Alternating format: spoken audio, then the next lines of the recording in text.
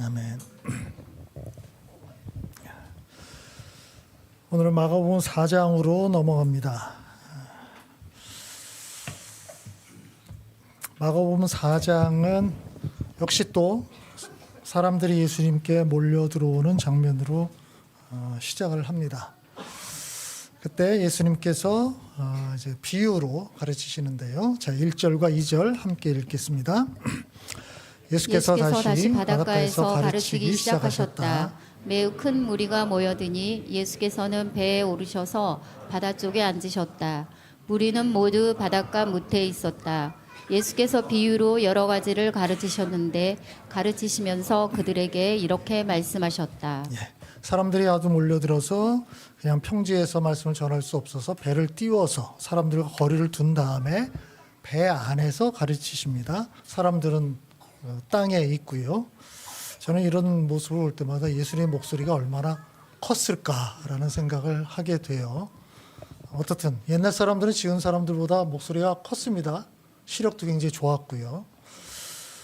자, 요 장면에서 예수님께서 가르치셨는데 여기 이제 첫 번째로 나오는 이야기가 있습니다. 예수님께서 어떻게 가르치셨다? 비유로 가르치셨다. 이 표현이 많이 나옵니다. 비유는 뭘까요? 제가 그래서 여러분 요 한자를 아마 본 적이 없을 거예요. 비유할 비자에 깨닫게 할 유. 그러니까 뭔가를 빗대어서 설명을 해서 깨닫게 만드는 거, 그거를 비유라고 얘기를 하고요. 영어로는 이제 parable, 뭐 같은 의미입니다. 그래서 요번에 기본적인 거는 굉장히 생소하거나 어려운 이야기를 일상에 일어나는 일들을 통해서 쉽게 설명해 주는 거. 그거를 비유라고 이야기를 합니다. 그래서 성경에 보면 예수님께서 비유를 자주 말씀하세요. 이제 앞으로 다양한 비유가 나오게 될 텐데요. 그래서 그걸 보면 비유는 예수님의 굉장히 중요한 교수 방법이었고요. 또 다른 면으로 보면 예수님은 비유의 대가였다. 이렇게도 또 볼 수가 있어요. 그래서 지금 사람들에게 이제 비유로 말씀하시는데 오늘 그 비유 첫 번째 비유 내용이 나옵니다. 자, 그 내용이 3절에 나오는데요. 이거는 이제 예수님께서 우리가 잘 아는 비유의 내용을 얘기합니다. 씨 뿌리는 사람이 씨를 뿌리러 나갑니다. 첫 번째, 길가에 떨어지죠. 새들이 와서 쪼아 먹습니다. 두 번째, 흙이 많지 않은 돌짝밭에 떨어집니다. 흙이 깊지 않으니까 싹은 나왔는데 타버려서 말라버립니다. 세 번째, 가시덤불 속에 떨어집니다. 가시덤불이 쭉 막고 있으니까 열매를 맺지 못해요. 마지막에 좋은 땅에 떨어지죠. 싹이 나고 자라서 열매를 맺습니다. 30배, 60배, 100배.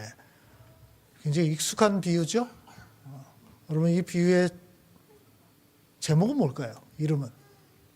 제가 위에 다 적어놨는데 여러분 그렇게 듣지 않았을 거예요. 전통적으로 어떻게 알려져 있죠? 씨 뿌리는 자의 비유. 맞아요? 핵심이 그거 아니에요. 씨를 뿌렸어요. 근데 결과가 무엇에 따라 달라집니까? 땅에 따라 달라지잖아요. 그래서 네 가지 종류의 땅이 나오잖아요. 그래서 예수님이 지금 뭘 가르치려고 하는 거예요? 씨 뿌리는 자가 어떻게 뿌리냐 이걸 얘기하는 게 아니죠. 땅의 종류, 너희들이 어떤 땅이냐 그걸 한번 생각해 봐라. 그러니까 초점은 어디에 있습니까? 땅에 있어요. 그래서 제가 땅의 비유라고 적어놓은 거예요. 앞으로 여러분 이거 보실 때는 씨 뿌린 자의 비유가 아니라 땅의 비유다라고 생각하시는 게 맞을 겁니다. 씨 뿌리는 자도 나오긴 나와요. 그래서 그거 완전히 틀렸어 해서 긋고 막 바득바득 우길 그럴 필요는 없는데 제가 볼 때 핵심은 땅에 있습니다. 그래서 땅의 비유라고 생각하시는 게 좋습니다. 어떻든 이렇게 간단하게 비유를 말씀을 하셨습니다. 근데 이 비유를 다 사람들이 많이 있는 곳에서 이야기를 다 했어요. 그래서 끝났습니다. 그러고 나서 사람들이 다 흩어졌는데 예수님 혼자 계실 때에 주위에 둘러앉은 사람들 12제자, 그러니까 몇몇 사람들만 남아 있었던 거죠. 그 사람들이 다가와서 예수님 오늘 그 비유를 말씀하셨는데 이게 무슨 뜻이죠? 이렇게 물어온 거예요. 그러니까 그 의미를 몰랐던 거예요. 비유만 얘기를 했으니까 뭐 이렇게 해서 비교해서 이렇게 돼서 이렇게 됐다. 그건 듣긴 들었는데 도대체 무엇을 말씀하려는 건지 핵심이 무엇인지를 잘 이해하지 못했던 겁니다. 그래서 과외를 요청한 거예요. 지금 예수님이 지금 혼자 쉬고 계시는데, 그래서 예수님께서 그거를 이제 나중에 설명해 주십니다. 자세한 의미를 설명해 주고 다음 주에 이야기를 할 거고요. 그 전에 예수님께서 11절 12절에 굉장히 중요한 말씀하십니다. 같이 읽읍시다. 예수께서 그들에게 말씀하셨다. 너희에게는 하나님 나라의 비밀을 맡겨주셨다. 그러나 저 바깥 사람들에게는 모든 것이 수수께끼로 들린다. 그것은 그들이 보기는 보아도 알지 못하고 듣기는 들어도 깨닫지 못하게 하셔서 그들이 돌아와서 용서를 받지 못하게 하시려는 것이다. 비유가 어려워서 설명을 요청했는데 더 어려운 말씀하신 거예요. 이거 이해가 되십니까? 지금 더 어려운 말씀하신 거예요. 근데 요거는 어떻게 본다면 물어오는 제자들이 이해하게 하려고 하신 말씀은 아닌 것 같아요. 그러니까 비유의 핵심 내용은 그 다음에 이제 설명을 해 주실 거거든요. 근데 요거는 예수님께서 비유로 말씀하시는 근본 목적을 설명하는 겁니다. 이거 굉장히 중요한 부분이에요. 근데 보통 여러분들이 이 부분에 대해서는 깊이 생각하지 못했을 수 있어요. 그리고 이 부분에 대해서 설교도 잘 안 합니다. 그냥 씨 뿌리는 자의 비유 이렇게 설명을 하는데요. 그거보다 오히려 더 중요한 게 이 부분이에요. 이 말씀의 의미가 무엇인가를 생각을 해봐야 됩니다.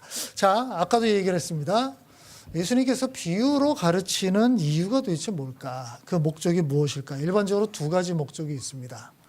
첫 번째는 어려운 진리를 일상적인 일들을 통해 쉽게 이해시키는 거. 아까 설명을 했었죠? 비유의 정의가 이렇다고 얘기를 했어요. 조금 어려운 이야기라든지 뭔가 딱 와닿지 않는 거를 어떤 예시를 통해서 설명하면 쉽게 와닿잖아요. 그러니까 사람들이 왔어요. 우리의 이웃이 누구입니까? 그러면 뭐 장황하게 설명할 수도 있는데 예수님께서 어떤 비유를 들어주시죠? 선한 사마리아인의 비유를 들어줘요. 그러니까 유대인과 사마리아인이 원수지간이었거든요. 그런데 원수인 것 같은 사람을 도와줬다. 그게 이웃이야. 너의 이웃이야. 그 이야기가 완전히 각인이 되잖아요. 그러니까 장황한 이야기보다 요런 에피소드 하나가, 요 비유 하나가 훨씬 더 쉽게 이해시킨단 말이죠. 이게 일반적인 목적이에요. 비유의 첫 번째 목적이 맞습니다. 근데 예수님께서 비유를 사용하시는 걸 잘 보면 두 번째 목적이 있습니다. 이게 비유 속에 이중적 의미가 담길 때가 있어요. 하나는 설명을 해주는데 그 이면에 뭐가 있냐면 뭔가 비판하고 비꼬는 내용이 들어가 있습니다. 앞으로 이제 잘 보세요. 보면 요게 예수님께서 설명해 주고 싶은 사람들이 여기 있고요. 예수님을 반대하는 사람들이 이쪽에 있어요. 그러니까 비유를 통해서 일타쌍피. 요 사람들을 이해시키고요. 요 사람들을 까는 일을 해요. 요거를 이 사람들이 이해 못하면 그냥 바보가 되는 거고요. 이 사람들이 그걸 딱 이해하면 어떻게 되죠? 열받기 시작하는 거예요. 이런 일들이 많이 있는데요. 이제 예를 들어서 제자들이 어디 가서 음식을 먹는데 그 당시의 관습으로는 보통 이제 손을 씻고 이게 이제 정결 의례예요. 그냥 위생상의 그것이 아니라 정결 의례로서 손을 씻고 그다음에 음식을 먹는 걸로 되어 있는데 제자들이 급했는지 손을 안 씻고 그냥 먹은 거예요. 사람들이 유대인 율법학자들이나 이 사람들이 이거 문제 삼은 거예요. 왜 손 안 씻냐? 우리의 정결 규례를 왜 지키지 않는가라고 이제 문제를 삼았거든요. 그러니까 예수님께서 딱 이렇게 합니다. 사람 밖에서 안으로 들어가는 것으로 그것이 더럽히는 게 아니라 사람에게서 나오는 것이 그 사람을 더럽히는 거다.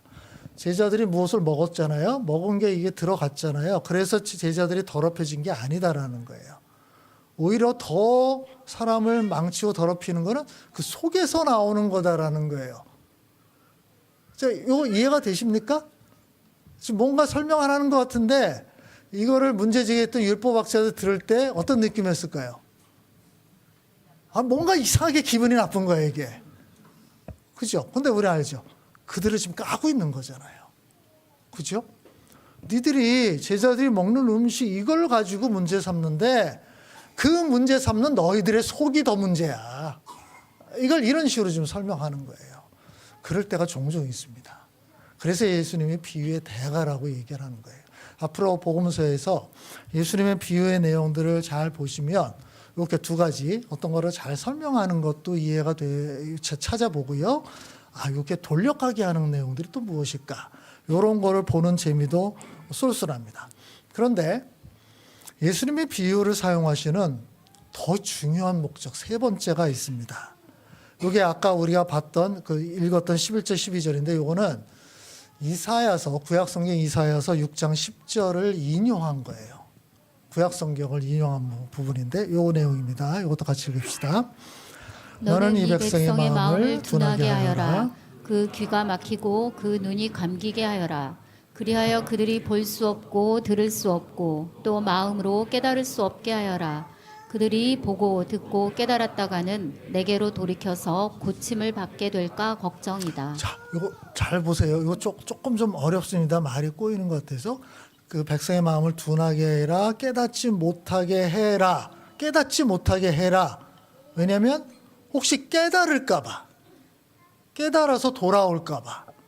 그러면 사람들이 깨닫지 못하게 예수님이 지금 막는다는 뜻으로 들려요. 그죠? 깨달음을 얻지 못하게 하는 거. 이렇게 들려요. 요 구절만 보면 그렇게 들려요. 근데 이 구절이 나오게 된 배경이 있어요. 앞부분을 다 보고 나서 요 구절을 읽어야 돼요. 다시 말씀드리면 요것만 보면 하나님은 사람들이 깨닫지 못하게 하고 그래서 그들이 멸망하도록 내버려 두려는 게 의도가 아닌가 싶어요. 그러면 사람들이 멸망하는 거는 하나님 때문이죠. 하나님이 그렇게 만들었으니까. 그렇게 보이지만 아니에요. 그 뜻이 아니라 그 앞에 장구한 어떤 몸통이 있어요. 그 일이 있었고 최종적으로 하나님께서 이거를 이게 액면상으로 받아들이면 안 되는데 약간 좀 비꼬는 듯이 요 얘기를 지금 하고 있는 거예요.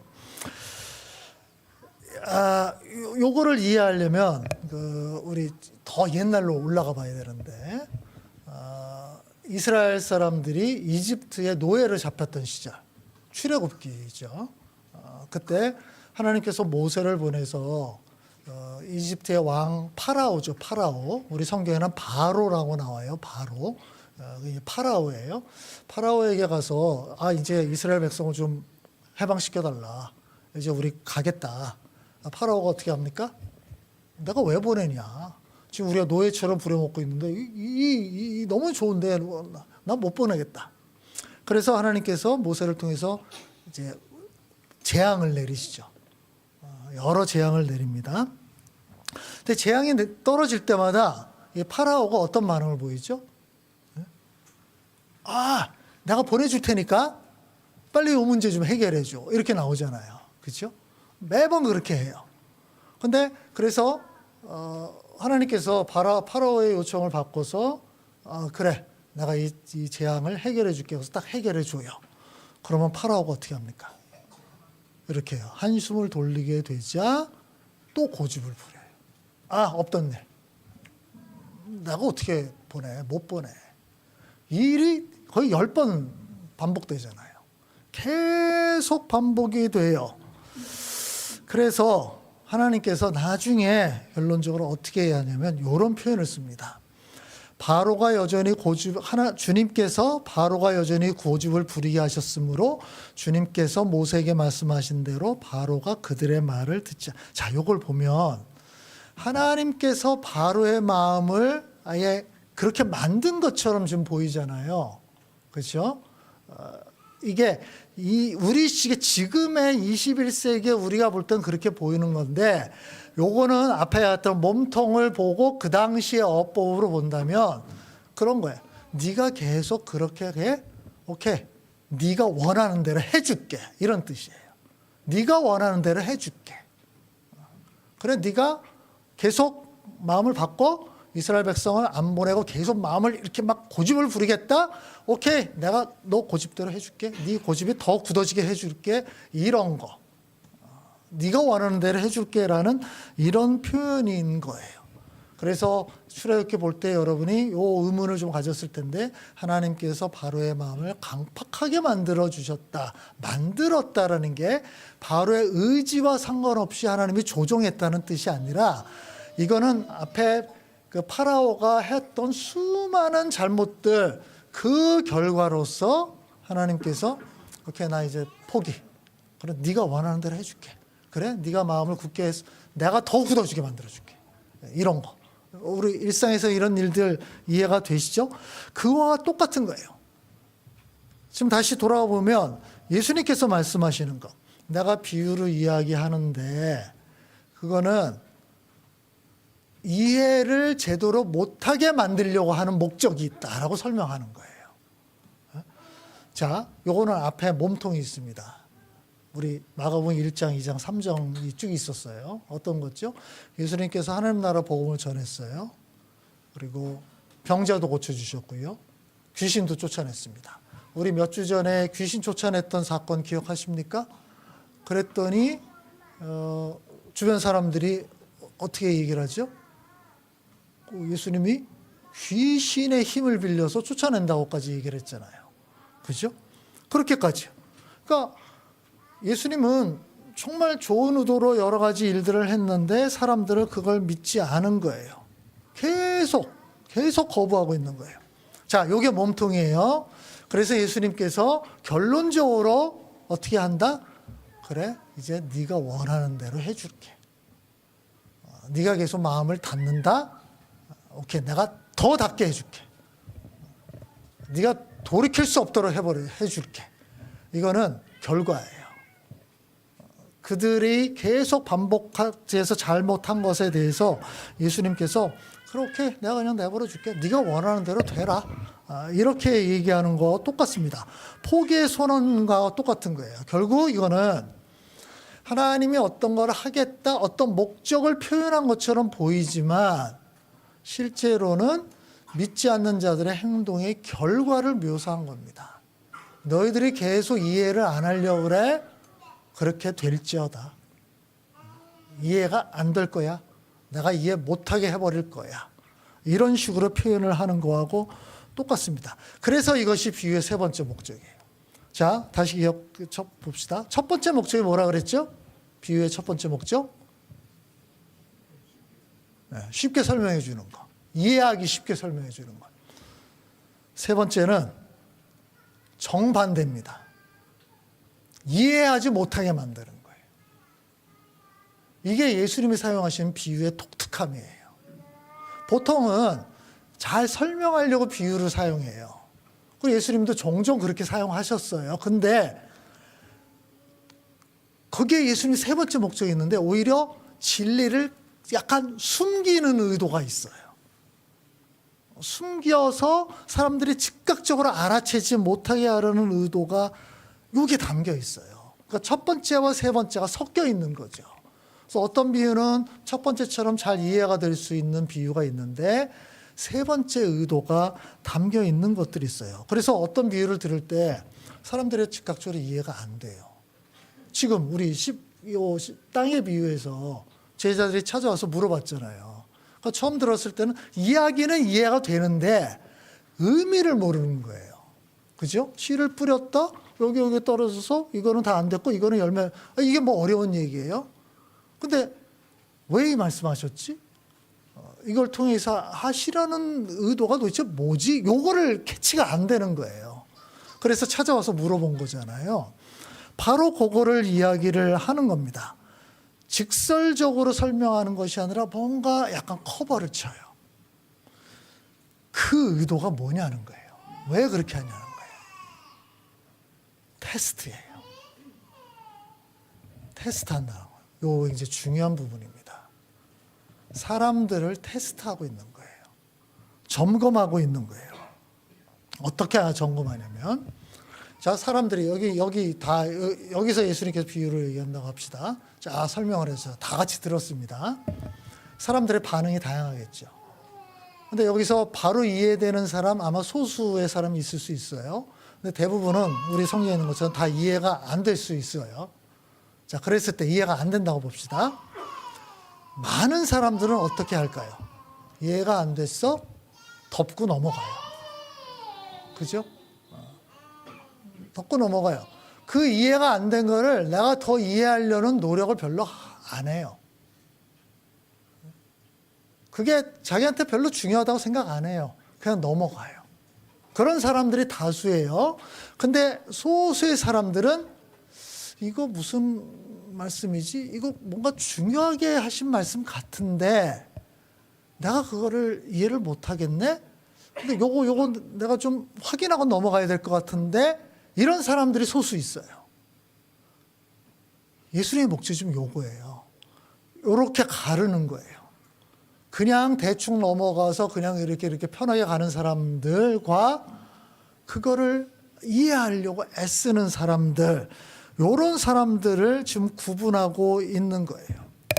자, 쉬운 이야기만 계속하면 어떻게 될까요? 다 사람들이 다 쉽게 이해해요. 예수님을 계속 추종하겠죠. 좋아하겠죠. 그렇죠? 더 많은 사람들을 끌어모을 수 있어요. 근데 예수님은 그럴 생각이 없어요. 시간이 지나갈수록 예수님이 이런 비유를 더 많이 쓰시거든요. 처음에는 조금 쉬운 이야기들도 많이 하셨는데 가면 갈수록 어려운 이야기들이 많아지기 시작해요. 이게 무슨 뜻일까요? 사람들을 정리하고 싶은 거예요. 거르고 있는 거예요. 지금 예수를 쫓아다니는 사람 1000명이라면 1000명이 전부 다 진짜가 아니다라고 예수님은 아셨어요. 그래서 이걸 정리해야 되는데 정리하는 방법 중에 하나가 요거예요. 어려운 비유를 통해서 사람들의 마음을 점검해 보는 겁니다. 그래서 그걸 그냥 대충 넘어가고 뭐 좋은 게 좋은 거지 뭐 내가 굳이 그걸 알아야 되나 뭐 그걸 열심히 내가 머리를 쓰고 세상 살 일은 복잡한데 그런 사람들은 시간이 지나가면서 계속 떨어져 나갈 겁니다. 예수님 뭐 이렇게 어려운 얘기만 계속해? 어떤 사람만 남길까요? 그게 뭐지? 뭔가 중요한 얘기를 한 것 같은데? 내가 그걸 이해해야 될 것 같은데? 이건 내 삶에 굉장히 중요할 것 같은데? 이런 사람들만 남는다는 거예요. 바로 그 사람들이 이 사람들인 거예요. 찾아와서 물은 거죠. 그래서 예수님께서 나중에 친절하게 설명을 해 주십니다. 이게 이런 뜻이고 이런 뜻이고 이런 뜻이다. 그러면 맨 나중에 귀 있는 자는 이 말씀을 들어라. 그 똑같은 얘기예요. 그 얘기는 뭐죠? 귀 다 있잖아요. 귀 없는 사람 없잖아요. 다 들었어요. 근데 여기서 또 예수님께서 비꼬는 거죠. 이 귀가 있다고 이 귀가 있는 거 아니다. 들었다고 다 들은 게 아니다. 귀 있는데 귀 없는 것 같은 사람이 있고 들었는데 이쪽으로 나가는 사람이 있다. 들어가서 여기에서 머무는 사람들, 그 사람들이 복이 있다. 그 얘기를 하고 있는 겁니다. 자, 요게 예수님께서 비유를 말씀하시는 세 번째 어떤 면에서는 가장 중요한 목적이에요. 다시 정리합시다. 첫 번째 목적 뭐라 그랬죠? 비유를 통해서 쉽게 설명하는 거라 그랬어요. 두 번째 목적은 약간 비꼬는 듯한 양날의 검 같은 목적이 있습니다. 세 번째는 이해를 쉽지 않게 하려고. 그래서 그것으로 사람들의 마음을 테스트하려는 목적이 있다라는 거예요. 자, 오늘 이 세 번째를 조금 생각을 좀 더 깊이 해봐야 되는데요. 우리가 하나님의 말씀을 들을 때 우리의 마음 자세를 좀 봐야 될 필요가 있어요. 사람들이 동일하게 말씀을 듣습니다. 근데 이거를 깨닫고 삶에 적용해서 자기에 머무르게 하는 사람들이 있는 반면에 별로 대수롭지 않게 여기는 사람들이 더 많아요. 그게 뭐 이렇게 중요하지? 나한테는 뭐 상관이 별로 없는 것 같은데, 뭐 그냥 넘어가는 사람들. 지금 땅의 비유를 이렇게 들어도 대다수의 사람들은 그냥 재미난 말씀 들었네? 끝. 아주 소수의 사람들만 이게 도대체 무슨 의미지? 이건 지금 나의 삶과 뭔가 관련이 있는 것 같은데? 이렇게 질문을 던지는 사람이 있다는 거예요. 이게 예전에 에스겔 선지자가 이것에 대해서 예언한 적이 있습니다. 같이 읽읍시다. 사람아 너는 반역하는 백성 가운데 살고 있다. 그들은 볼 눈이 있어도 보려고 하지 않고 들을 귀가 있어도 들으려고 하지 않는다. 그들은 반역하는 족속이기 때문이다. 이게 이런 식으로 표현해요. 결국 들으려는 마음이 없는 거다. 알고 싶은 마음이 없는 거야. 그냥 내 상태에서 쉽게 접수가 되는 것들만 그냥 들으려는 이런 생각이라는 거예요. 이렇게 되면 하나님의 정말 진리의 본질에 속하는 말씀을 이해하지 못할 때가 많아요. 그냥 피상적인 겉핥기로 끝나버리는 거예요. 여러분 성경을 읽을 때 성경이 쉽게 이해가 되던가요? 그런 것도 있죠. 근데 우리가 조금 마음 담아서 읽다 보면 의문이 너무 많이 나와요. 그게 정상이에요.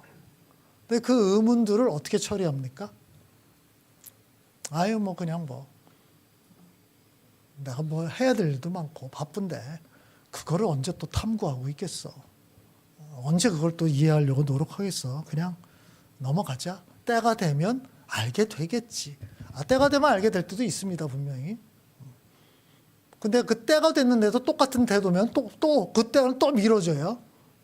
그래서 그 다음에 때는 언제죠? 죽은 다음에 올지도 몰라요.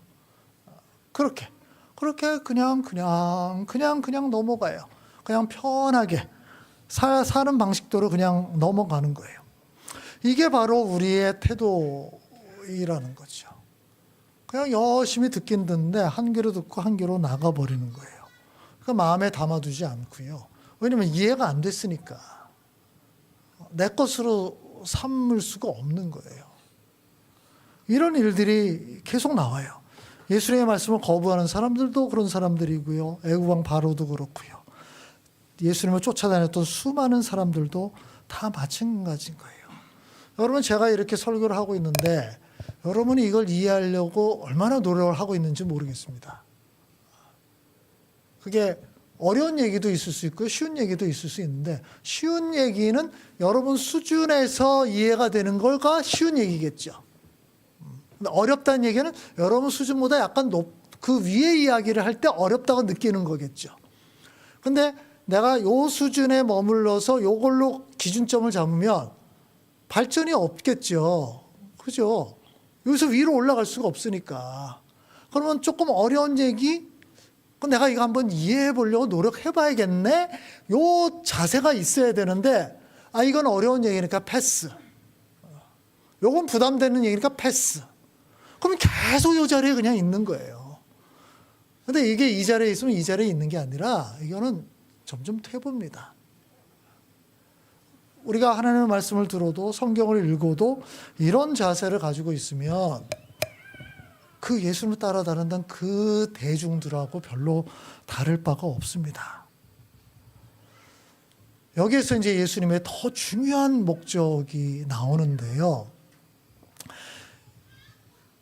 예수님을 따라다니는 사람이 참 많았죠.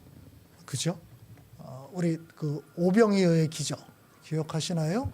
오병이어의 물고기 5마리와 보리떡 5병이니까 보리떡 5개와 물고기 2마리로 5,000명을 먹이셨어요. 그러니까 거기는 남자 어른만 5,000명이나 나왔으니까 보통 그래도 한 2만 명 가까이 되지 않겠나 이렇게 추정을 하는, 어떻든 꽤 많은 사람이 모였습니다. 인산인해였겠죠. 그 당시에는 인구도 적었으니까 그 인구가 적은 데 비해서 이 숫자는 어마어마하게 많은 숫자예요. 그러니까 이런 많은 사람들이 예수님을 쫓아다니니까 그 당시에 정치, 종교 지도자들이 위협을 느낄 수밖에 없는 거죠. 그죠? 그래서 예수님을 죽이려고 했던 거잖아요. 근데 예수님은 어떻게 생각하셨을까요? 이 사람들이 모두 다 내가 지금 이야기하는 걸 깨닫고 하나님의 말씀을 받아들인 사람이 아니다라고 본 겁니다. 예수님이 메시아라는 것을 확신한 사람이 아니다라고 생각한 거예요. 예수님이 메시아라는 걸 확신하고 따라다녔다? 그렇다면 문제는 없는데 그렇게 보지 않은 거예요. 그러면 이 사람들이 예수님을 왜 따라다녔는가? 예수님이 보실 때는 뭔가 먹었기 때문에. 그렇죠? 오병이의 기적을 통해서 배가 불렀잖아요. 먹었기 때문에. 병이 났기 때문에. 또는 기득권 세력들을 엄청 신랄하게 예수님이 비판했잖아요. 마음이 후련한 거예요. 너무 좋아. 그래서 예수님이 재미있는 말씀도 많이 하시거든요. 그 비유 들으면 참 재밌잖아요. 참 신박한 말씀인데. 그래서 예수님을 따라다니는 사람이 많다는 것을 예수님이 알고 있었던 거예요. 그 5천 명이 넘는 사람들 그 중에 다수는 진짜 내가 메시아이기 때문에 내가 전하는 하나님의 말씀의 그 진리를 깨달았기 때문이 아니라 각자 자기의 목적 때문에 나를 따라오고 있다는 것을 알았다는 거예요. 그래서 아까 말씀드렸듯이 예수님께서 시간이 지나가면 갈수록 이제 내 시간이 얼마 안 남았어. 좀 정리를 해야 되겠네 라고 생각하신 거예요. 그래서 시간이 가면 갈수록 복음의 핵심 진리에 대해서 조금 더 노골적으로 말씀하기 시작합니다. 직설적인 말씀을 이제 점점 더 많이 하기 시작해요. 그래서 이제 어느 순간부터 예수님이 내가 어느 때가 되면 이 사람들한테 잡혀서 죽게 될 거야. 이런 말씀을 하기 시작하고요. 그 다음에 곁들여서 나를 따라오는 사람들은 동일하게 고생을 하고 삶이 힘들어질 거야. 이 이야기를 자주 하기 시작합니다. 이게 본질에 속하는 말씀이거든요. 이런 얘기를 쭉 하니까 자, 여기에서부터 일이 벌어집니다. 어떤 일일까요? 여러 사람들이 이 말씀을 듣고 이 말씀이 이렇게 어려운데 누가 알아들어? 예수님이 이제 앞으로 내 때가 다 됐고 내가 이제 죽을 날이 올 거다. 이걸 사람들이 들었을 때 예수님이 진짜로 육체가 죽는다고 생각은 못했어요. 왜냐하면 너무 많은 사람들이 예수님을 추종하고 있잖아요. 근데 예수님이 내가 곧 죽을 거야. 그러니까 이거는 그렇게 연관이 안 된 거예요. 그게 너무 어려웠던 거죠. 비슷한 얘기예요. 그래서 이게 도대체 무슨 얘기야? 이렇게 하면 누가 알아들을 수 있겠냐라는 얘기예요. 근데 예수님은 계속 그 얘기를 해요. 내가 십자가에 달려 죽을 거야. 그러고 나서 너희들도 이제 고생할 거야. 나를 따라다니면 나만 이렇게 잡혀서 죽는 게 아니라 너희들도 앞으로 고생길이 훤할 거야. 그 얘기를 계속 하고 있는 거예요. 그래서 어떤 일이 벌어지죠? 정리되기 시작합니다. 사람들이 떠나가요. 그 사람들이 밀물처럼 몰려왔다가 썰물처럼 쫙 빠져나갑니다. 아니, 예수님이 죽는다는데 여기 소망이 없는 거잖아요. 그리고 예수님을 따라다니면 나도 죽을 수 있겠다는데 그럼 이걸 왜 따라다니겠어요? 그 사람들이 다 물러가 버립니다. 이거는 예수님께서 이미 예상했던 거잖아요. 마태복음 7장에서 예상했죠. 생명으로 이끄는 문은 좁고 그 길도 비좁아서 그걸 찾는 사람은 적다. 즉 소수의 사람들만 남을 거다. 소수의 사람들만 나를 찾을 거다라는 거 이미 알고 있었던 거예요. 실제로 그런 일들이 계속 일어났던 거예요. 예수님은 더 많은 사람을 끌어모아서 더 큰 세력을 만들려는 의도가 전혀 없었어요. 예수님이 일을 하실 때는. 그 목적이 있었다면 사람들이 듣고 싶어하는 이야기, 쉬운 이야기, 부담이 안 되는 이야기만 계속 했으면 됐을 거예요. 그렇지 않겠어요? 사람들이 그걸 듣고 싶을 테니까요. 근데 예수님은 그 목적이 없었기 때문에 이렇게 어렵고 힘들고 사람들을 괴롭게 하는 말씀들도 그냥 노골적으로 하기 시작합니다. 자, 그래서 몇 명 남습니까, 나중에? 아까 지금 5천 명 예를 들었죠. 그 다음에 또 4천 명 얘기도 나오고요. 복음서에 보면 예수님을 따라다녔던 사람들의 숫자가 그렇게 나옵니다. 수천 명, 수만 명이에요. 예수님이 죽은 다음에 몇 명 남죠? 몇 명 남아요? 120명 남죠. 오순절에 마가의 다락방, 마리아의 다락방에 모였던 사람 120명이었잖아요. 수천 명, 수만 명에서 추리고 추려서 120명만 남습니다. 예수님이 3년 동안 애쓰고 노력한 결과가 120명이에요. 그죠? 다른 사람도 아니고 예수님인데 예수님이 그렇게 노력을 했는데 120명밖에 안 남은 거예요. 엑기스만 남은 거죠. 다 정리가 된 겁니다. 예수님이 사람들이 막 떠나가는 것을 보시고 예수님도 뭐 기분이 좋지는 않았겠죠. 예상은 했겠지만 그 수천 명의 사람들이 하나 둘씩 눈치 보면서 자리를 털고 가고 있는 거예요. 막. 제가 혹시 그런다고 합시다. 여러분 하나의 교회가 마음에 들지 않고 제 설교가 마음에 들지 않으신 분은 여기서 일어나서 그냥 집에 가셔도 됩니다. 안 가시겠죠. 근데 실제로 여기서 뒤에서부터 한 사람씩 가기 시작한다고 합시다. 다 막 가기 시작해요. 그랬더니 이제 군중 심리에 의해서 또 막 움직여요. 봤더니 5명만 남아있어. 제 기분이 별로 좋지 않겠죠. 예수님도 기분이 안 좋았을 거예요. 당연히 안 좋겠죠. 그래서 예수님께서 제자들에게 묻습니다. 너희도 가겠냐? 제자들은 예수님 직접 선택한 사람들이잖아요. 그러니까 여기에는 또 굉장히 복합적인 심정이 담겨 있어요. 그거 느끼지 않아요? 복합적인 거예요. 제자들을 테스트하는 목적도 좀 담겨 있어요. 그죠? 근데 또 한편에는 너희들까지 이런 느낌이 약간 그죠? 너희들도 가겠냐? 가려면 지금 가라. 지금 가라. 자, 이렇게 예수님께서 질문하시니까 역시 또 누가 일어나죠?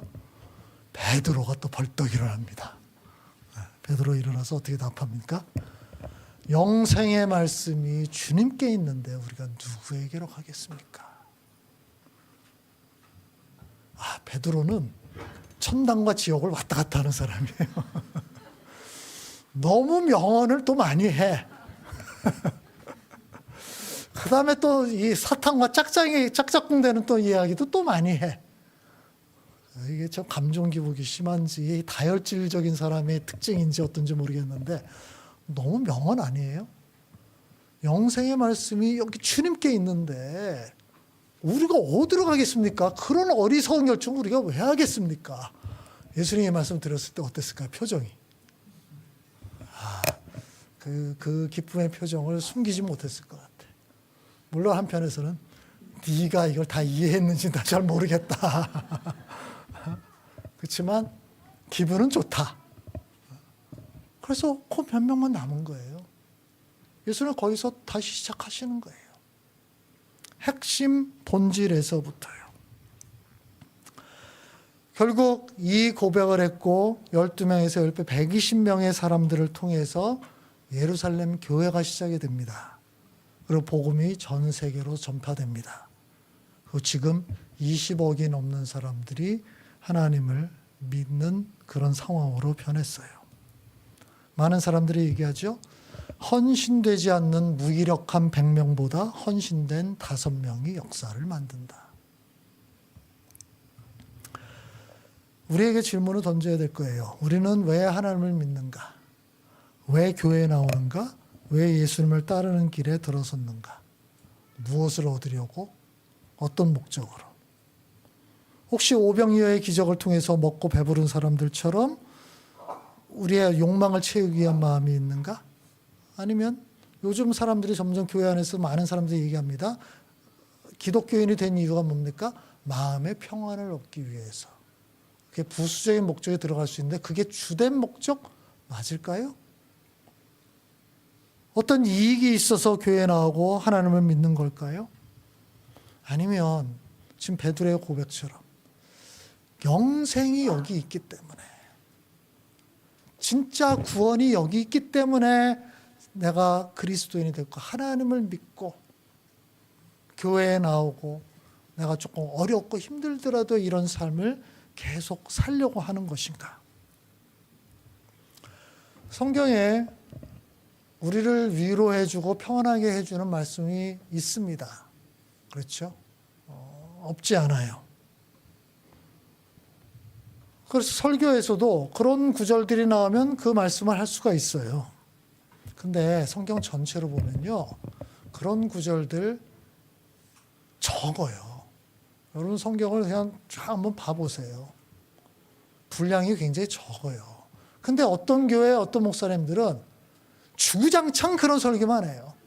예수 믿으면 복 받는다든지 예수님 믿으면 뭐든가 잘 된다라든지 성경에 아주 요만큼 믿는 이야기, 오히려 더 많은 이야기가 그리스도의 제자로 사는 것은 아까 예수님 말씀 그 길이 좁고 아주 험하다.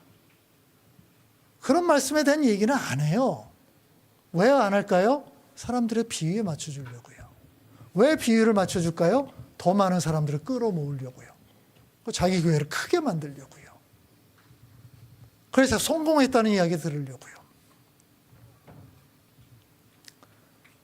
우리가 예수님의 온전한 제자로 지금 잘 살고 있나요? 어떻게 그런 수준으로 도달했습니까?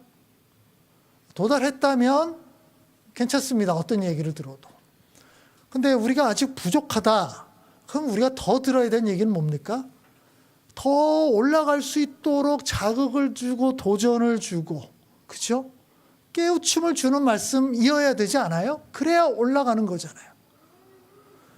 아이들이 덧셈 뺄셈을 가르치면 우리 모두 다 막 그런 성향이 있는데요. 자기가 아는 문제만 푸는 아이들이 있어요. 3 더하기 5는 8, 2 더하기 7은 9. 그리고 문제 자꾸 내래. 그래서 1 더하기 5, 6. 또 내래. 그러다가 12 더하기 13은 그런 거 내지 말래. 내가 아는 것만 내래. 그러면서 만족해. 굉장히 기분 좋아요. 자기 실력이 좋다는 거예요. 맞아요? 실력 좋은 거예요? 그런 문제만 푸는 애들이 있어요. 1시간 내내 그런 문제가 풀어. 그 시험 보면 어떻게 될까요? 꽝이죠. 그죠? 우리가 훈련하고 연습하고 공부한다는 뭐예요? 어려운 문제를 풀고 도전해보고 이래야 실력이 느는 거잖아요. 많은 그리스도인들이 이런 단순한 진리도 이해를 못해요. 그래서 교회에서 설교를 듣고 성경을 보고 이렇게 할 때 내 수준에 맞는 말씀만 자꾸 들으려고 그래. 그걸 자꾸 요구를 해. 근데 우리 수준은 요거밖에 안 되거든요. 그 발전이 없는 거지. 성장이 안 되는 거잖아요. 그래서 이 땅에 있는 기독교인들이 다 그 모양 그 꼴인 것이고 이 땅에 있는 한국교회가 다 이 모양 이 꼴인 거예요. 그냥 거기에서 자기가 실력이 가장 좋은 걸로 다 착각을 하고 있어요. 초등학교 3학년 수준도 안 되는데 그 문제 나 100점 맞았대. 다 한 자리 더하기 뺄셈만 다 해놓고서 100점 맞았대. 자기가 마치 미적분을 다 한 것처럼 착각을 하고 있는 거예요. 그런 수준. 그리고 조금 어려운 문제 내면 그거 내지 말래요. 그러면서 그렇게 되면 이제 부모가 쫓아. 우리 애 왜 기죽이냐고 막 쫓아가서 난리죠. 왜 기죽이냐고. 애 100점 맞게 해야지. 100점 맞아서 어떻게 됩니까? 학교 가서 정정하면 성적 안 나오는 거잖아요.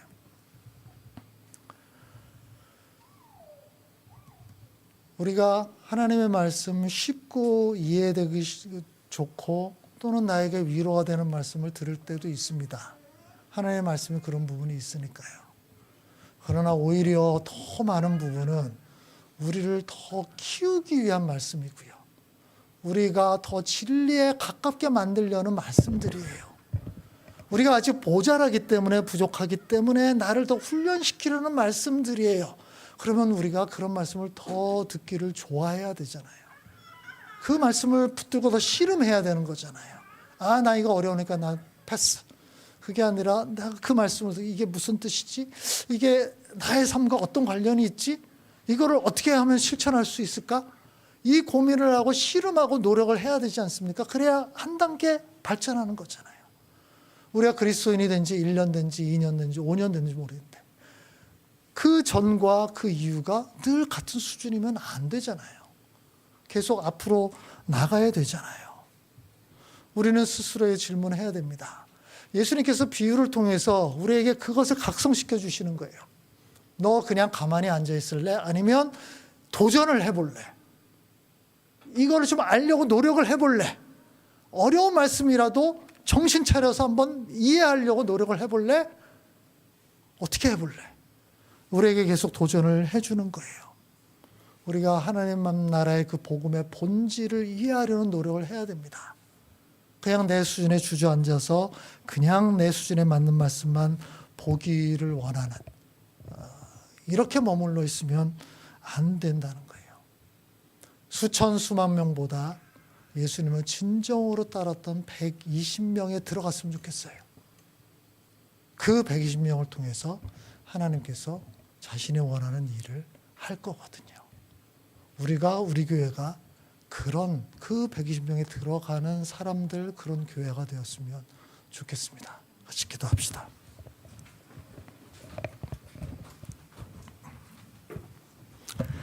우리가 하나님의 말씀을 들을 때, 또 성경을 읽을 때, 성경 공부를 할 때에 우리 이해가 잘 안 되는 말씀이 있을 수 있고, 어려운, 또 부담스러운 그런 말씀도 많이 있을 수 있습니다.